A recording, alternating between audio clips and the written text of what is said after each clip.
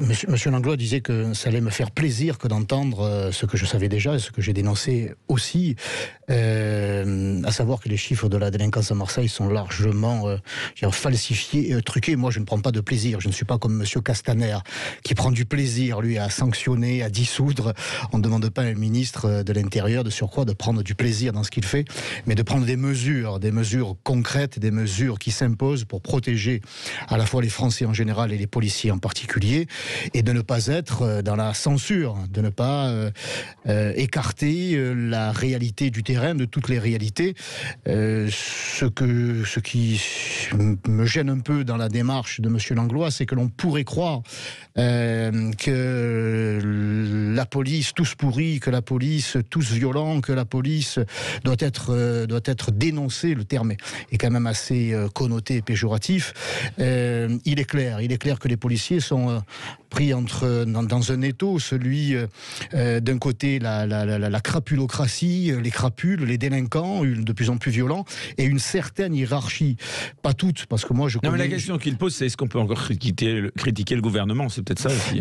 Et j'allais le dire, et une certaine hiérarchie, parce que moi je connais des hauts gradés à Marseille qui font leur boulot, qui le font bien, mais qui sont victimes de leur hiérarchie, qui ne veut pas entendre parler de vagues, et qui ne veut pas entendre parler de mauvaise publicité. Et cette hiérarchie, elle monte jusqu'au gouvernement avec des ministres qui ne sont pas à la hauteur et qui se servent de la police plutôt que de servir la police.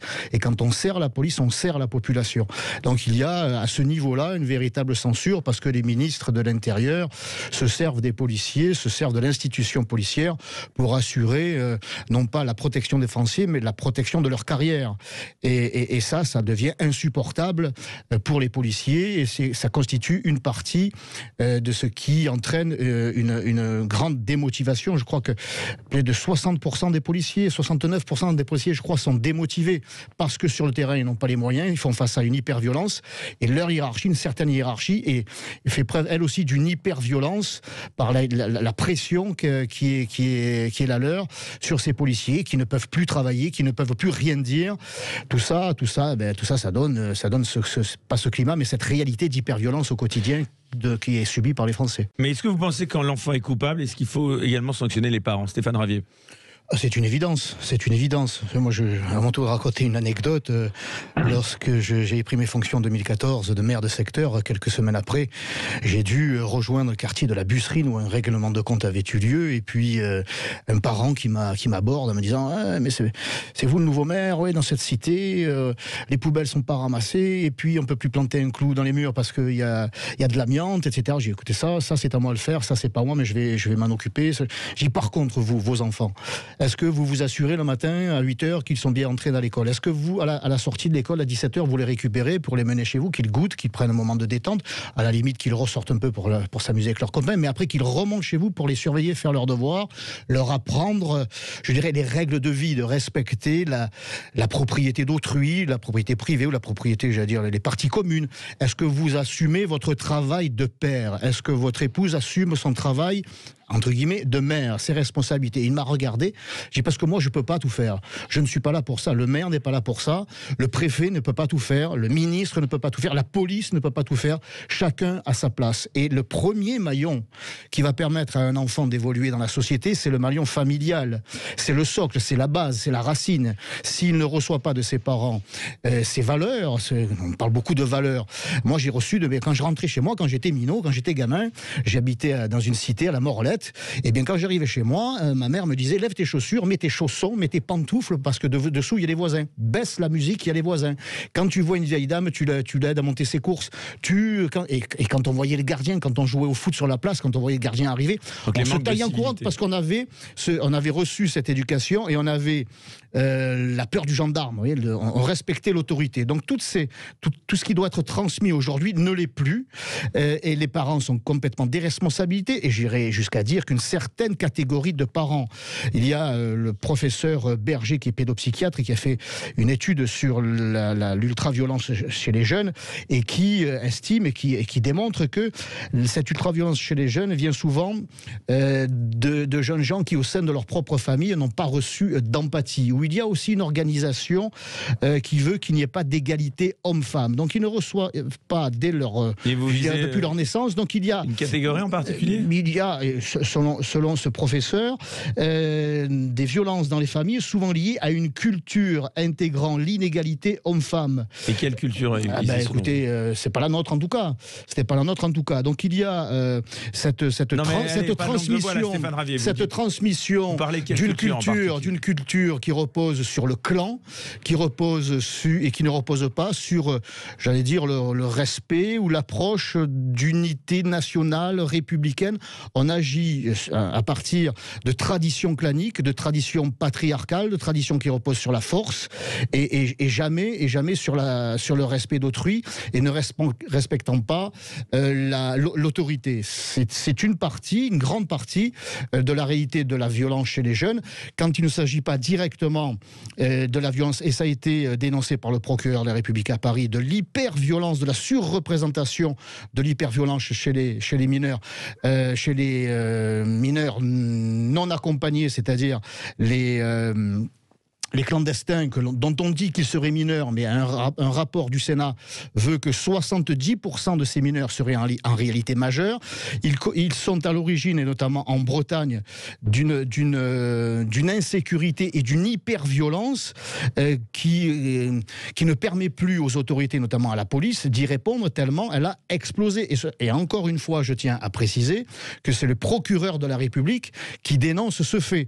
Donc il y a évidemment une conséquence sur l'insécurité et l'hyperviolence qui découle directement de la politique d'immigration sauvage dans ce pays. Des règles effectivement de l'hyperviolence. Quand vous importez le tiers-monde, il ne faut pas vous étonner d'avoir à subir des attitudes, je dirais, de l'hyperviolence du tiers-monde. À Marseille, on se prend à coups de machette, on se prend à coups de sabre.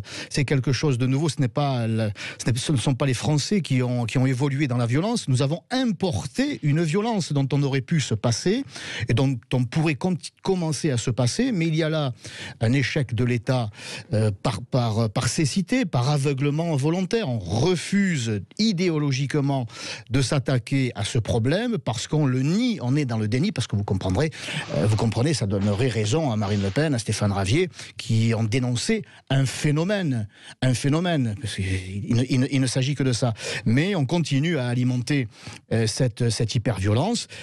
Parlait tout à l'heure de règlement de compte, là, avec ce jeune Yuri, un règlement de compte entre bandes. Mais il n'y avait pas de bande, il y avait un jeune de 15 ans et une meute de jeunes gens dont on ne peut même pas dire qu'ils agissent comme des animaux. Les animaux ne font pas ça. Ils font ça pour se nourrir, ils ne font pas ça jamais pour de la violence gratuite.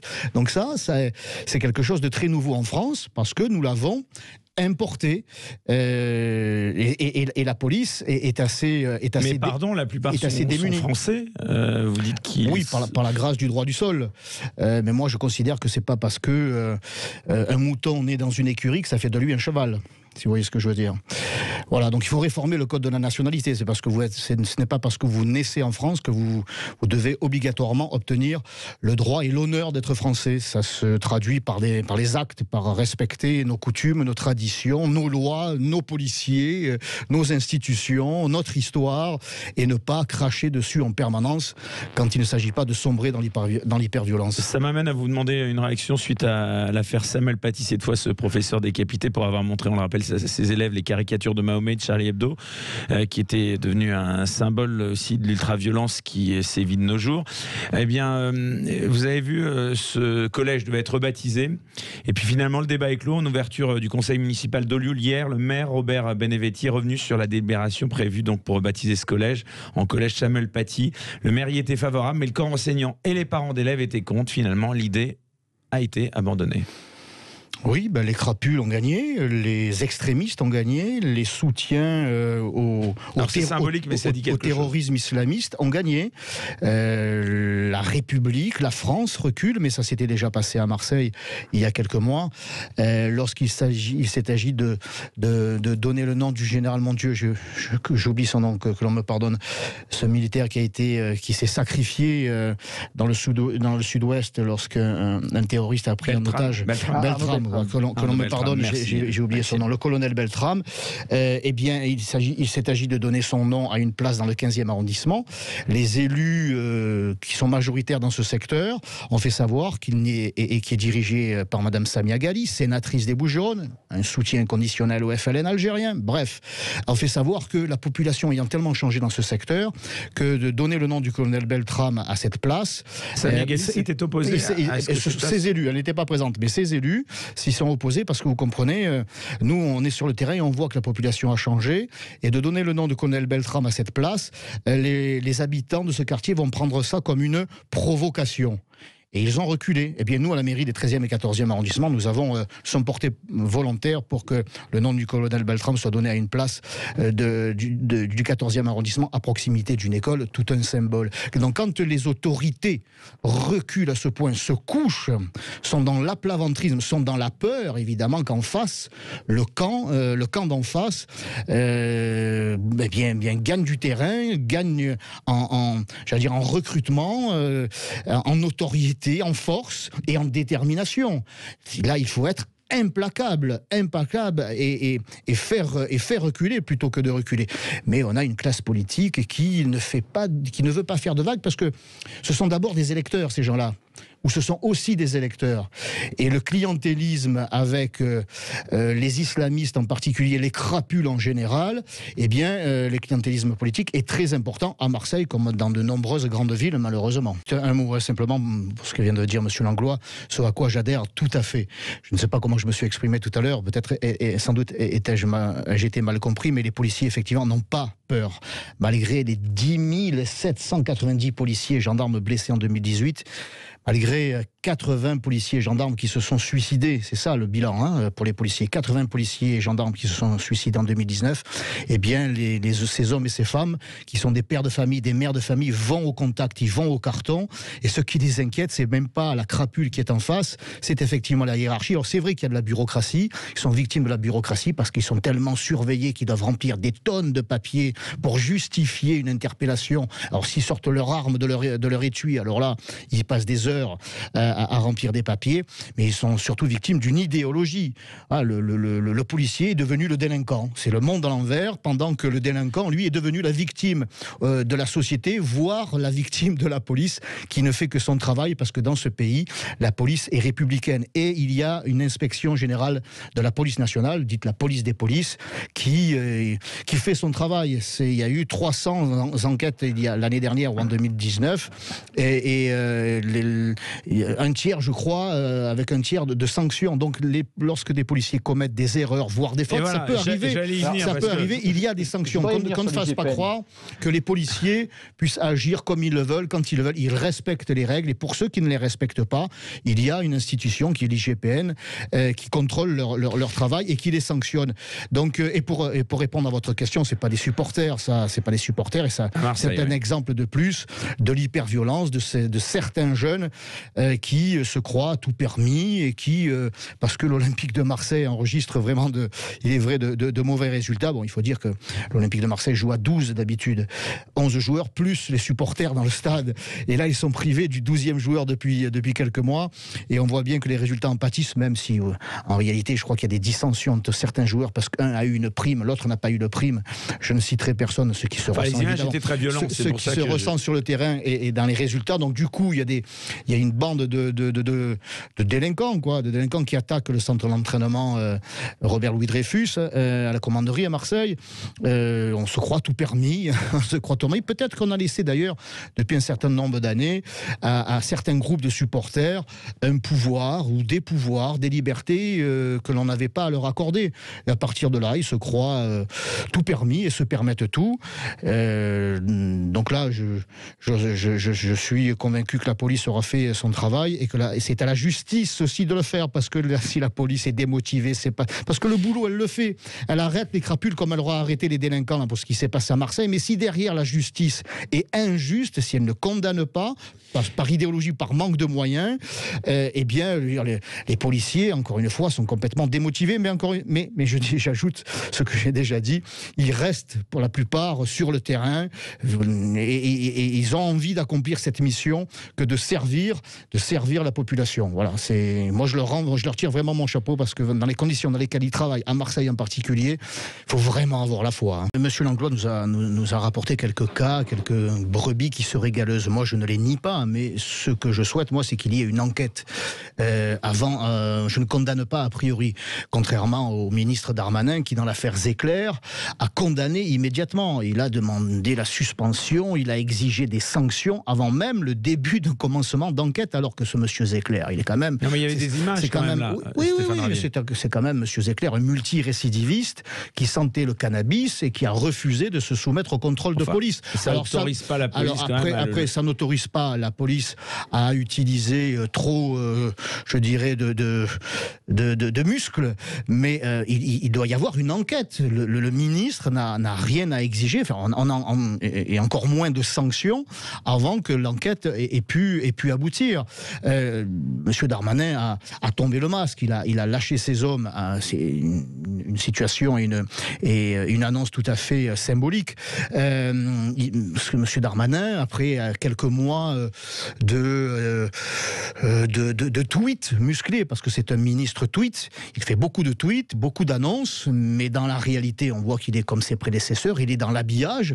D'ailleurs, c'est le cas de le dire, puisque je crois savoir qu'il veut changer l'uniforme des policiers. Est-ce que c'est l'urgence que de changer les uniformes? Il faudrait changer les voitures, il faudrait changer les armes, il faudrait des formations, et notamment au tir, qui soient beaucoup plus importantes. Si monsieur Darmanin veut se lancer dans le textile, qu'il quitte la place Beauvau et qu'il aille avenue Montaigne, se faire embaucher par un grand couturier.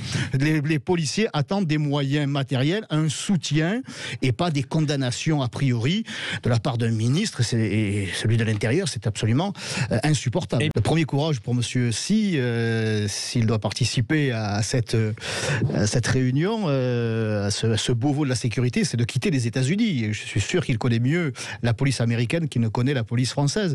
Les seules fois où il peut y avoir des contacts entre Omar Sy et la police française, c'est lorsque les policiers sécurisent le site sur lequel il est en train de tourner en France. C'est ça le seul contact. Je veux dire, Omar Sy au Beauvau de la sécurité, c'est comme, je sais pas moi, Emmanuel Macron qui viendrait s'exprimer sur le travail des maires. Qu'est-ce qu'il y connaît? Ou monsieur Véran s'exprimer au cours d'un congrès des épidémiologistes ou des médecins. Qu'est-ce qu'il y connaît? Ou Stéphane Ravier, congrès des bricoleurs. Mais c'est la politique spectacle, c'est la politique paillette. Je crois que monsieur Sy fait partie des personnalités les plus appréciées des Français. Vous voyez à quel point la France est raciste. Alors on habille, on maquille, on fait du cinéma. Et comment voulez-vous que les policiers sentent que leur situation, leur problématique, tout ça est pris au sérieux par leur ministre? Et vous trouvez on va revenir à Gérald Darmanin sur un tout autre sujet. Qu'est-ce que vous avez pensé de son annonce concernant la possible dissolution du groupe militant d'extrême droite Génération Identitaire, qui fait suite à la demande d'élus d'Occitanie après une opération anti-migrants qui avait été menée par ce groupuscule dans cette région? Il va falloir qu'ils en amènent des éléments, il va falloir qu'ils présentent des condamnations, parce que pour dissoudre un mouvement, il faut qu'il y ait eu au moins au préalable des condamnations. Vous disiez Stéphane Ravier en 2019, les peines infligées aux jeunes de Génération Identitaire pour leur action du col de l'échelle sont délirantes. La justice française traite mieux les criminels et délinquants que les lanceurs d'alerte anti-immigration. Oui. Inversion totale des valeurs. Mais ils n'ont pas été condamnés, ils ne se sont pas substitués, comme certains l'affirment, contrairement à ce que certains l'affirment, aux policiers. Ils ont simplement démontré par des images que l'État ne remplissait plus sa mission que d'empêcher des clandestins de pénétrer chez nous.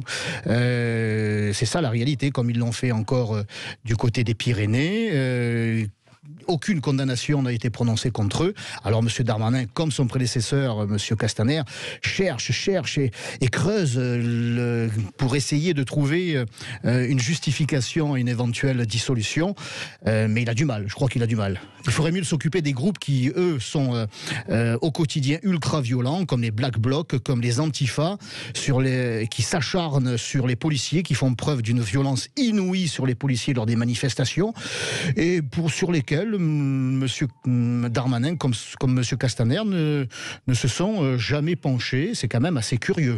J'ai fait deux propositions de loi, si vous me permettez, deux propositions de loi. L'une qui instaure une présomption de légitime défense pour les policiers, parce qu'on le voit, ils sont immédiatement condamnés au tribunal médiatique et politique.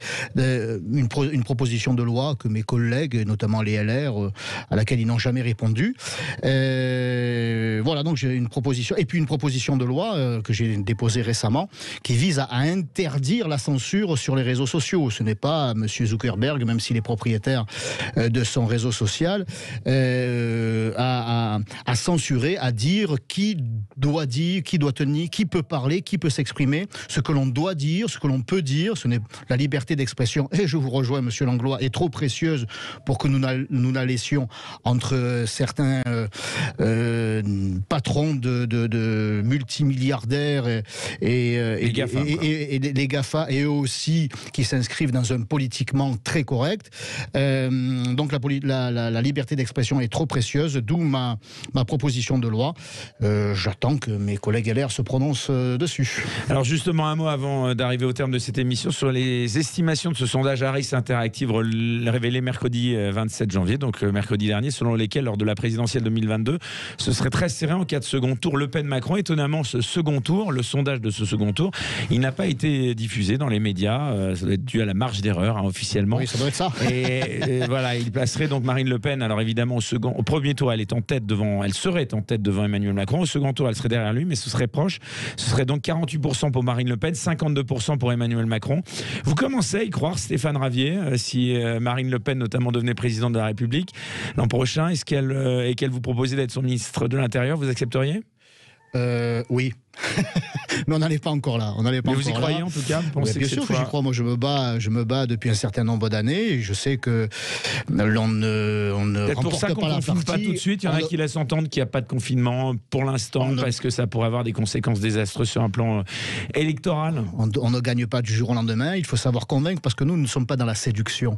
Ce sont nos adversaires qui sont dans la séduction avec des promesses qui ne tiennent d'ailleurs pas depuis 30 ans. Nous voulons convaincre. Alors ça prend plus de temps, et aujourd'hui les Français se rendent compte que le chaos économique, le chaos social, le chaos démocratique, c'est pas Marine Le Pen, c'est Emmanuel Macron. C'est lui et son gouvernement qui censure, c'est lui qui prive de débat, c'est lui qui piétine nos libertés économiques, sociales, individuelles, démocratiques, encore une fois. Et que ça, Marine Le Pen en avait fait l'analyse, en avait fait la prévision. Et je crois qu'aujourd'hui, les Français sont en train de lui rendre cette justice, tout en écoutant aussi ses propositions. Car elle n'est pas seulement dans la critique, elle est aussi dans la proposition, et notamment en matière de lutte contre le coronavirus. Ça fait 1 an jour pour jour qu'elle avait demandé la fermeture des frontières, mais aussi d'investir dans l'hôpital, mais aussi d'obtenir des masques, mais aussi de dépister, d'isoler, mais aussi d'écouter les élus locaux, de permettre, pour ceux qui veulent se faire vacciner, d'obtenir ces vaccins, ce que l'Europe en réalité nous empêche d'obtenir. Donc elle a été dans la critique, mais aussi dans les propositions, dans ce domaine sanitaire comme dans tous les autres.